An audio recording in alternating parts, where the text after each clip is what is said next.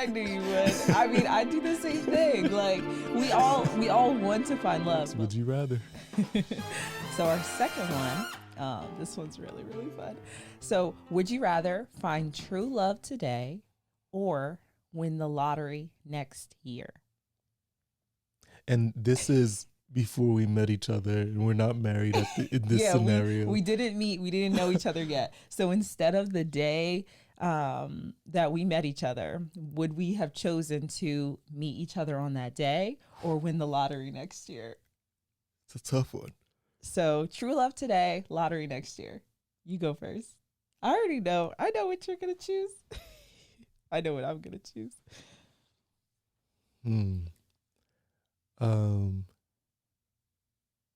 Okay. So the year that I met you, I was very, very ambitious and trying to accomplish a whole bunch of goals, but I was also looking for a wife.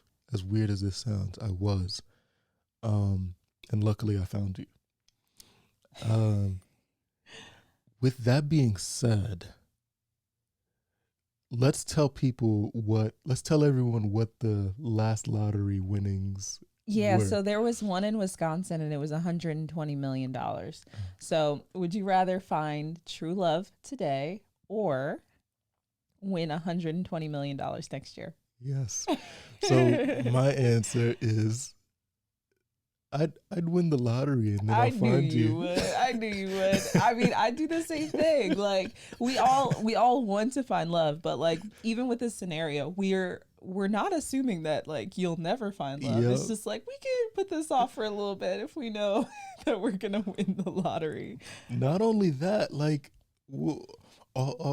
after winning the lottery, I'll manage the money and make sure that it's in a good place. You'll build your empire. I'll build an empire, and then when I do meet you, a few weeks later, A few weeks later, look at this. He's assuming that okay, you win the lottery. You're basically gonna like win the lottery twice because you're gonna find your. Oh my gosh! It doesn't say you can't.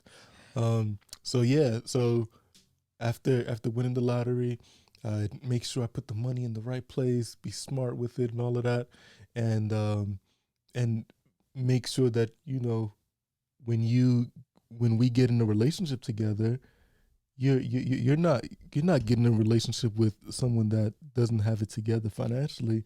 I got it together. Apparently, you'll have 120 million. Hopefully, it still will exist. At least Come on. So I think a lot of times people when you win the lottery, you don't know what to do because you're not ready for it. And then you start loaning out, basically gifting everyone, buying everybody houses. Yeah, but I've always had a not a cheap mindset, but I've always looked at money as You've had a scarcity mindset. That's what you're saying.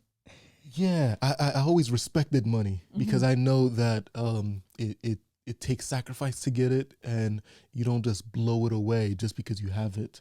So if you want to have fun, that's an investment. That's okay. You spend money to have fun. If you want to invest it so that you can still spend all your money to have fun. Exactly. And growing up, I knew that if you have money, you do as much as you make that money stretch. Like my mom would go to different grocery stores and whatnot to make sure that she gets this low price here, that low price there, and she'd feed us for a while on a small budget, and that doesn't have to stop because you get rich.